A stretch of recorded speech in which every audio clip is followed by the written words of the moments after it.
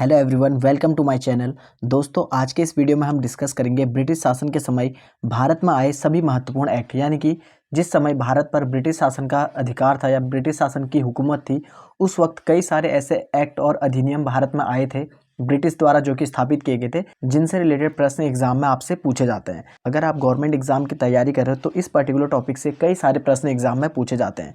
तो हम डिटेल में इसमें जानेंगे जो भी महत्वपूर्ण एक्ट या अधिनियम जो भारत में उस समय आए थे, तो उनके बारे में हम इसमें डिटेल में डिस्कस करेंगे। तो शुरू करते हैं। सबसे पहले हम देखेंगे 1773 का रेगुलेटिंग एक्ट। ठीक है, इससे रिलेटेड कई सारे प्रश्न एग्जाम में पूछे जाते हैं।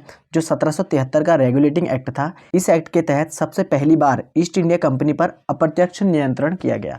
1773 का जो रेगुलेटिंग एक्ट आया, उसके बाद पहली बार जो है ईस्ट इंडिया कंपनी पर जो ब्रिटिश गवर्नमेंट थी, उन्होंने नियंत्रण लगाया, यानी कि कंट्रोल उस पर किया गया।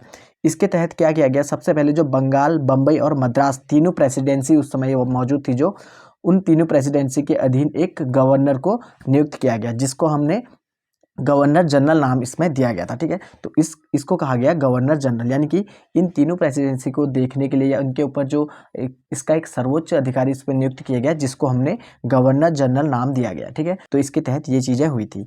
उसके बाद जो इसमें इंपॉर्टेंट है, लॉर्ड वॉरेन हेस्टिंग जो थे पहले गवर्नर जनरल बने थे। तो ये प्रश्न आपसे पूछा जाता है, पहले गवर्नर जनरल कौन थे, तो वो लॉर्ड वॉरेन हेस्टिंग उस समय रहे थे पहले गवर्नर जनरल, जो कि 1773 का रेगुलेटिंग एक्ट के तहत उसको बनाया गया था। उसके बाद क्या हुआ, 1773 के एक साल बाद 1774 में कलकत्ता में सुप्रीम कोर्ट की स्थापना की गई। तो ये काफ़ी इंपॉर्टेंट प्रश्न बनता है। सर्वप्रथम जो सुप्रीम कोर्ट की स्थापना कब की गई और कहाँ की गई, तो 1774 में की गई थी और कलकत्ता में की गई थी। और इसकी स्थापना के वक्त जो इसके मुख्य न्यायाधीश बनाए गए थे, वो थे एलिजा एम्पे को इसका जो मुख्य न्यायाधीश था वो बनाया गया था। ठीक है, तो इस पर्टिकुलर टॉपिक से, यानी जो रेगुलेटिंग एक्ट है, इससे रिलेटेड 2 या 3 प्रश्न पूछे जाते हैं। पहले गवर्नर जनरल कौन थे, तो लॉर्ड वॉरेन हेस्टिंग थे। 1774 में जो सुप्रीम कोर्ट की स्थापना की गई थी, इससे भी प्रश्न आपसे पूछा जाता है। उसके बाद आगे बढ़े तो आता है आपका 1784 का पिट्स इंडिया एक्ट। ठीक है, तो 1784 का जो पिट्स इंडिया एक्ट आया था, इसके तहत क्या हुआ था, इस एक्ट के द्वारा दोहरा प्रशासन लागू किया था, यानी दोहरा प्रशासन जो होता है उसको इस एक्ट के तहत लागू किया गया था। दूसरा, इसके बाद जो सबसे इंपॉर्टेंट हुआ था, कंपनी के व्यापारिक मामलों के लिए बोर्ड ऑफ डायरेक्टर तथा राजनीतिक मामलों के लिए बोर्ड ऑफ कंट्रोलर बनाए गए थे। तो ये काफ़ी ज़्यादा इंपॉर्टेंट है। ये प्रश्न पूछा जाता है कि किस एक्ट के तहत बोर्ड ऑफ डायरेक्टर और बोर्ड ऑफ कंट्रोलर की नियुक्ति की गई थी, तो वो पिट्स इंडिया एक्ट जो 1784 का आया था, इसके तहत क्या किया गया था, कंपनी के जो व्यापारिक मामले थे, यानी कि जो भी व्यापार से रिलेटेड चीज़ें थी, उसके लिए बोर्ड ऑफ डायरेक्टर को नियुक्त किया गया। और जो राजनीतिक मामले थे, यानी कि जो पॉलिटिकल जो इशू थे, उनसे रिलेटेड चीज़ों को देखने के लिए यहाँ पर बोर्ड ऑफ कंट्रोलर को बनाया गया था। ठीक है, तो ये बनाया गया था 1784 का जो पिट्स इंडिया एक्ट था उससे रिलेटेड। ठीक है, आगे बढ़े तो उसके बाद आता है 1793 का चार्टर एक्ट। इस एक्ट के तहत क्या हुआ था, कंपनी के जो एकाधिकार था उसको 20 वर्षों के लिए बढ़ा दिया गया था। ठीक है, यानी कि जो कंपनी का एकाधिकार था उसको 20 वर्षों के लिए, यानी कि 20 साल तक को उसको बढ़ा दिया गया था। ठीक है, तो एक्सटेंड कर दिया गया था 20 ईयर्स के लिए। नेक्स्ट उसके बाद जो होता है 1813 का चार्टर एक्ट। तो ये काफ़ी इंपॉर्टेंट है। 1813 का जो चार्टर एक्ट आया था, इसके तहत क्या हुआ था, कंपनी के जो व्यापारिक अधिकार थे इसको समाप्त कर दिया गया था। ठीक है, तो प्रश्न आपसे यही पूछा जाता है कि किस एक्ट के तहत जो कंपनी के व्यापारिक अधिकार थे इसको समाप्त कर दिया गया था। तो 1813 का जो चार्टर एक्ट आया था, उसके तहत कंपनी के जो भी व्यापारिक अधिकार जो कंपनी को दिए गए थे, इसको ब्रिटिश शासन ने या ब्रिटिश गवर्नमेंट ने इसको समाप्त कर दिया गया था। उसके अलावा केवल चाय और चीन के साथ व्यापार को एकाधिकार रहा था। ठीक है, तो जो व्यापारिक अधिकार थे वो ज़्यादातर जो है कंपनी ने समाप्त कर दिए थे।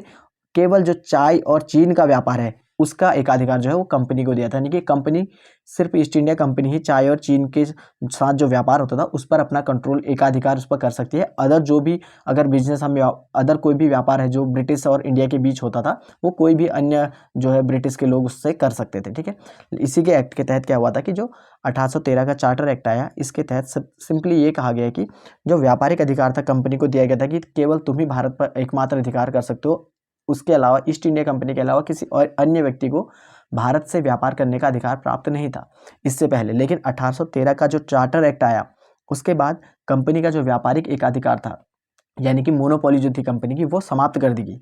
केवल चाय और चीन के साथ, जो चाइना के साथ जो व्यापार करता था, उस पर केवल ब्रिटिश ईस्ट इंडिया कंपनी का अधिकार था, और भारत में जो चाय का व्यापार होता था उसके लिए ईस्ट इंडिया कंपनी को एकाधिकार प्राप्त हुआ था। ये इससे रिलेटेड इंपॉर्टेंट फैक्ट है। उसके बाद है, भारत में शिक्षा के लिए प्रतिवर्ष 1 लाख रुपए खर्च का प्रावधान किया गया था। तो इसी एक्ट के तहत भारत में जो शिक्षा का प्रचार प्रसार करने के लिए 1 लाख का जो है 1 लाख रुपए की जो इसमें खर्च का प्रावधान किया गया था। इसी एक्ट के तहत पहली बार ईसाई पादरियों को भारत आने तथा मिशनरियों की स्थापना का अधिकार दिया गया था। ठीक है, तो ये भी इंपॉर्टेंट है, प्रश्न ये भी पूछा जाता है कि किस एक्ट के तहत पहली बार जो है ईसाई पादरियों को भारत में आकर अपना जो है ईसाई धर्म का प्रसार करने का जो है अधिकार दिया गया था। तो वो 1813 का जो चार्टर एक्ट था, इसी के तहत इस अधिकार को दिया गया था। तो ये प्रश्न इससे रिलेटेड पूछे जाते हैं। 1813 का जो चार्टर एक्ट था, इससे इंपॉर्टेंट जो प्रश्न है वो पूछे जाते हैं। नेक्स्ट बात करें तो 1833 का चार्टर एक्ट। अब जैसे कि हमने अभी आपको ऊपर बताया कि 1893 का जो चार्टर एक्ट आया था, इसके बाद जो था कंपनी के जो व्यापारिक अधिकार थे उसको 20 वर्षों के लिए बढ़ा दिया गया था। तो यहाँ पर देखिए 1793 या जो 20 साल अगर इसमें हम ऐड करें तो 1813 आता है। तो 1813 का जो चार्टर एक्ट आया उसमें हमने जो बातें देखी, उसके बाद फिर 20 साल बाद, ठीक उसके 20 साल बाद यानी 1813 में अगर हम 20 ऐड करते हैं तो 1833 का चार्टर एक्ट आता है। तो 1833 का जो चार्टर एक्ट था, इस एक्ट के तहत क्या हुआ था, इस एक्ट के तहत कंपनी के सभी अधिकार चाय तथा चीन के साथ व्यापार सभी को पूर्णतः समाप्त कर दिया गया था।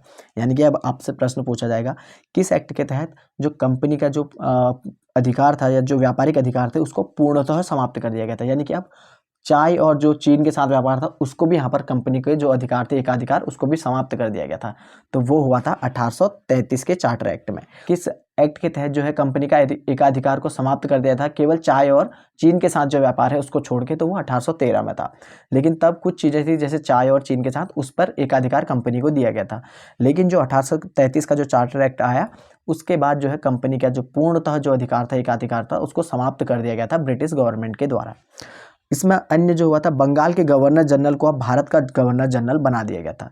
तो इसके बाद इसी एक्ट के तहत है बंगाल का जो गवर्नर जनरल था उसको भारत का गवर्नर जनरल अब कहलाने लगा। ठीक है, तो भारत का गवर्नर जनरल का पद इसके तहत नियुक्त किया गया 1833 के चार्टर एक्ट के तहत।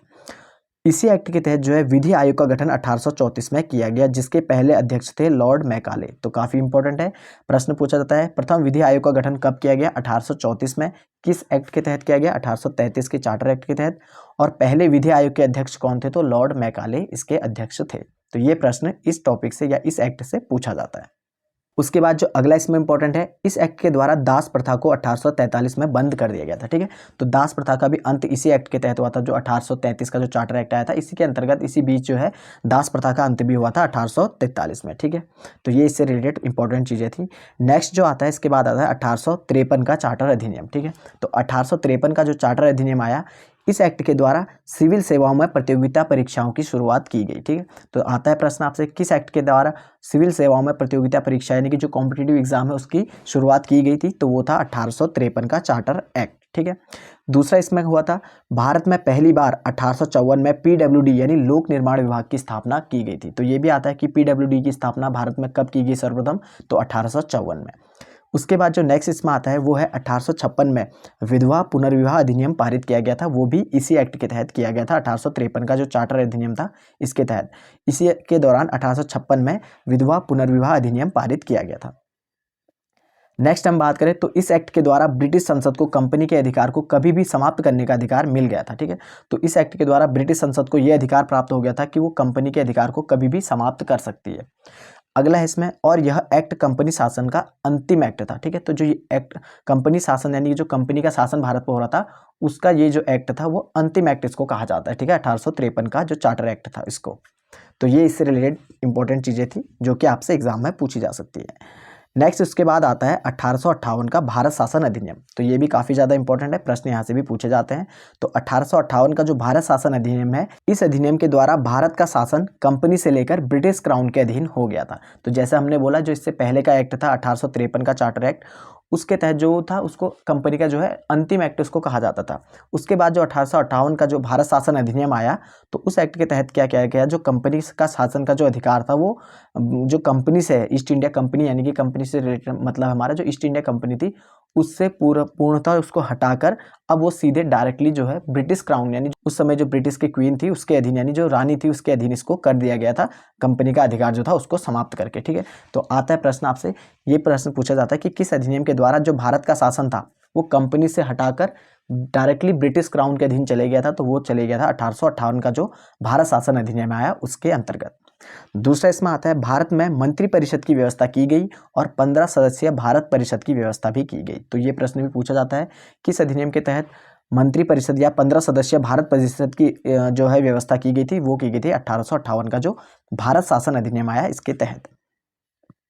नेक्स्ट इसमें भारत में प्रशासन के लिए भारत सचिव का पद बनाया गया जो ब्रिटिश संसद के प्रति उत्तरदायी था। तो ये मोस्ट इंपॉर्टेंट है, प्रश्न आपसे एग्जाम में ये पूछा जाता है, किस एक्ट के तहत भारत सचिव का पद बनाया गया था या किस एक्ट के तहत भारत सचिव का पद सृजित किया गया था। तो वो था 1858 का जो भारत शासन अधिनियम आया इसके तहत। इसके द्वारा क्या हुआ, जो भारत सचिव था ये सर्वोच्च पद हो गया था भारत में, जो किसके लिए उत्तरदायी होता था, यानी कि जो अपनी रिपोर्ट किसको देता था डायरेक्टली, जो ब्रिटिश संसद है उसके प्रति ये उत्तरदायी था। ठीक है, तो ये भी आपसे प्रश्न पूछा जाता है कि जो भारत सचिव का पद था वो किसके प्रति उत्तरदायी था, तो वो ब्रिटिश संसद के प्रति उत्तरदायी था। नेक्स्ट इसमें है बोर्ड ऑफ डायरेक्टर और बोर्ड ऑफ कंट्रोल के सभी अधिकार भारत सचिव को दे दिए गए। और जो हमने अभी इससे पहले पढ़ा कि जो कंपनी का जो व्यापारिक और राजनीतिक मामलों के लिए बोर्ड ऑफ कंट्रोलर और बोर्ड ऑफ डायरेक्टर की स्थापना की गई थी, उसकी जगह अब यहाँ पर जो इसके सारे अधिकार थे वो भारत सचिव को दे दिए गए थे। ठीक है, तो ये भी आपसे पूछा जा सकता है। भारत सचिव को ब्रिटिश संसद में भारत का बजट प्रस्तुत करने का अधिकार दिया गया। तो इस एक्ट के तहत भारत के सचिव को जो है ब्रिटिश संसद में जो भारत का बजट है उसको प्रस्तुत करने का अधिकार भी दिया गया था। नेक्स्ट इसमें है भारत के गवर्नर जनरल का नाम बदलकर भारत के वॉयसरॉय रखा गया। पहले वॉयसरॉय लॉर्ड कैनिंग थे। तो आता है प्रश्न आपसे ये पूछा जाएगा कि किस एक्ट के तहत भारत का जो है गवर्नर जनरल का नाम बदलकर भारत के वॉयसरॉय रखा गया और पहले वॉयसरॉय कौन थे, तो वो थे लॉर्ड कैनिंग थे। तो 1858 के अधिनियम के तहत भारत का जो गवर्नर जनरल है इसका नाम बदलकर भारत के वॉयसरॉय को रखा गया। ठीक है, उसके बाद इसी एक्ट के तहत मुगल सम्राट के पद को समाप्त कर दिया गया था। तो इसी एक्ट के द्वारा जो उस समय मुगल सम्राट का जो एक पद जो है ब्रिटिशर्स ने जो दिया था उसको भी समाप्त कर दिया गया था। तो मुगल सम्राट का पद को भी समाप्त कर दिया गया था 1858 का जो भारत शासन अधिनियम था। नेक्स्ट है 1861 का भारत परिषद अधिनियम।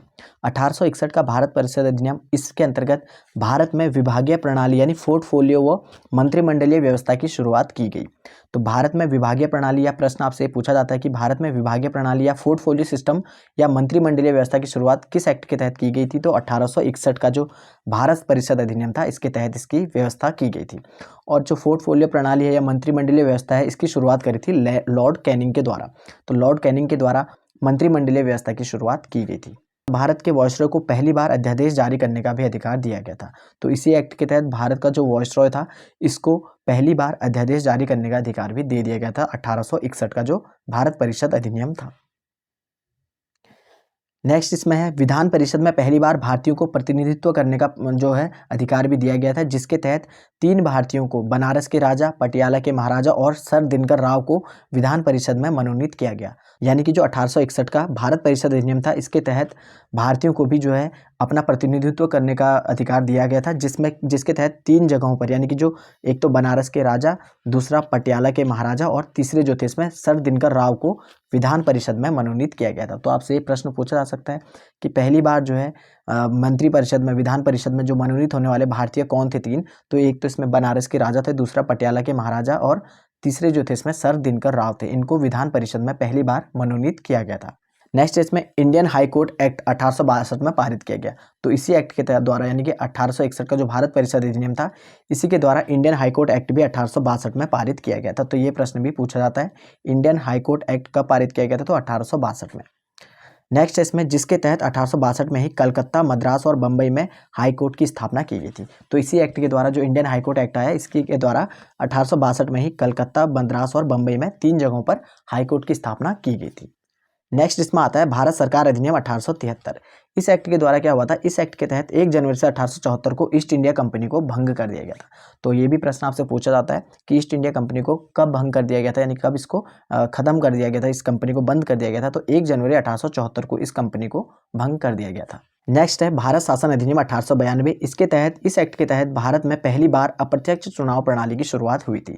तो भारत शासन अधिनियम 1892 के द्वारा पहली बार भारत में जो है इनडायरेक्ट जो वोटिंग होती है उसकी शुरुआत यहाँ पर की गई थी। नेक्स्ट इसमें आता है भारत शासन अधिनियम 1909, जिसको कि हम माले मिंटो सुधार के नाम से भी जानते हैं। ठीक है, तो इस एक्ट के तहत भारत में पहली बार सांप्रदायिक प्रतिनिधित्व की घोषणा की गई थी। तो काफ़ी ज़्यादा इंपॉर्टेंट ये एक्ट है, कई सारे प्रश्न इससे पूछे जाते हैं। तो मार्ले मिंटो सुधार यानी कि जो 1909 में भारत शासन अधिनियम आया, इसको हम मार्ले मिंटो सुधार इसीलिए कहते हैं क्योंकि इस समय जो थे वो इसके जो भारत सचिव थे वो मार्ले थे और जो इस समय जो वॉइसरॉय थे वो मिंटो थे। ठीक है, तो इस एक्ट के तहत पहली बार जो है सांप्रदायिक प्रतिनिधित्व की घोषणा की गई थी। तो आपसे डायरेक्टली प्रश्न पूछा जाता है किस एक्ट के तहत भारत में पहली बार सांप्रदायिक प्रतिनिधित्व की घोषणा की गई थी, तो वो 1909 का जो भारत शासन अधिनियम था उसके तहत की गई थी, जिसके तहत मुस्लिमों को पृथक निर्वाचन मंडल व प्रतिनिधित्व के लिए सीटों को आरक्षित किया गया था। ठीक है, तो इसी के तहत जो है मुस्लिमों के लिए पृथक निर्वाचन मंडल की इसमें व्यवस्था की गई और जो प्रतिनिधि थे उनके लिए अलग से सीटों को आरक्षित किया गया था। ठीक है, इसके बाद इसमें नेक्स्ट है, इसके तहत केंद्रीय बजट व प्रांतीय बजट में बहस करने का अधिकार के साथ साथ प्रश्न पूरक जो प्रश्न पूछने वो मत देने का अधिकार भी दिया गया था। ठीक है, तो इसी के तहत मतलब कि जो भारत के लोग थे या जो भारत के प्रतिनिधि थे भारत की तरफ से जो थे उनको केंद्रीय बजट और प्रांतीय बजट में भी बहस करने का अधिकार भी दिया गया था। वॉइसरॉय की कार्यकारिणी परिषद में पहले भारतीय सत्येंद्र नाथ सिन्हा विधि सदस्य नियुक्त हुए थे। ठीक है, तो जो वॉइसरॉय की कार्यकारिणी परिषद थी इसमें पहले जो भारतीय थे वो कौन थे, तो सत्येंद्र नाथ सिन्हा थे, जिनको कि विधि सदस्य यहाँ पर नियुक्त किया गया था। तो धीरे धीरे क्या हो रहा था कि जो भारत के लोग थे यानी जो भारत के जो बड़े नेता थे उस वक्त के, उनको भी जो है ब्रिटिश जो शासन था भारत में उसके तहत जो परिषद जो विधान परिषद हो चाहे जो भी परिषद नियुक्त किए गए थे उनमें इनको अधिकार दिए जाने लगे। ठीक है, तो जिसके तहत जो सत्येंद्र नाथ सिन्हा थे इनको जो विधि सदस्य था ये नियुक्त किया गया था। तो मेनली इससे यही प्रश्न पूछा जाता है कि किस एक्ट के तहत पहली बार सांप्रदायिक प्रतिनिधित्व की घोषणा की गई थी, तो 1909 का जो मार्ले मिंटो सुधार है इसके तहत ये किया गया था। नेक्स्ट हम आगे बढ़े तो इसके बाद आता है भारत शासन अधिनियम 1919।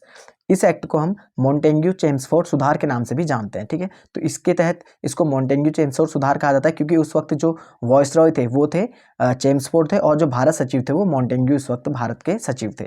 इस एक्ट के समय मॉन्टेग्यू भारत के राज्य सचिव व चेम्सफोर्ड भारत के वॉइसरॉय थे, तो इसीलिए इसको मॉन्टेग्यू चेम्सफोर्ड सुधार भी कहा जाता है।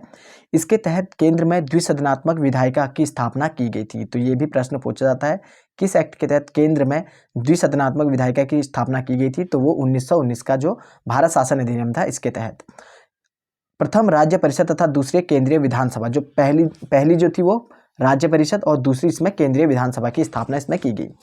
इसी एक्ट के तहत देश में प्रत्यक्ष निर्वाचन व्यवस्था व प्रांत में द्वैत शासन प्रणाली प्रारंभ की गई। तो प्रांतों में द्वैत शासन प्रणाली की भी शुरुआत इसी एक्ट के द्वारा की गई थी 1919 के। तो इंपॉर्टेंट है, ये भी प्रश्न आपसे पूछा जाता है। प्रांतीय विषय को पुनः दो भागों में बांटा गया, हस्तांतरित और आरक्षित। अब इसके तहत भी जो राज्य यानी प्रांत जो थे उनको भी दो भागों में हमने बांटा। यहाँ पर जो भारत शासन अधिनियम का एक्ट आया 1919 का, इसमें क्या किया गया, सबसे पहले जो है प्रांतों में द्वैत शासन प्रणाली की शुरुआत की गई।